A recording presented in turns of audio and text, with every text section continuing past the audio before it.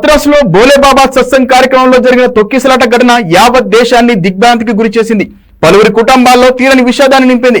ఈ ఘటనపై పోలీసులు దర్యాప్తు ప్రారంభించినప్పటికీ అరెస్టులు చేయకపోవడంపై పలు అనుమానాలు వ్యక్తమవుతున్నాయి. హత్రాస్ లో జరిగిన తొక్కిసలాట ఘటనతో దేశ ప్రజలు ఆందోళనకు గురయ్యారు. తొక్కిసలాటకు కారకుడైన భోలేబాబాగా పేరొందిన జగద్గురు సాకార్ విశ్వహరి ఆచూకీ తెలియరాలేదు. అతడి కోసం పోలీసులు గాలిస్తున్నారు. మోయిన్పూరిలో నీరామ్ కుటీర్ చారిటబుల్ ఆశ్రమంలో అతడు ఉన్నట్లు వదంతులు రావడంతో పోలీసులు అక్కడ సెర్చ్ ఆపరేషన్ చేపట్టారు. కానీ భోలేబాబా మాత్రం దొరకలేదు.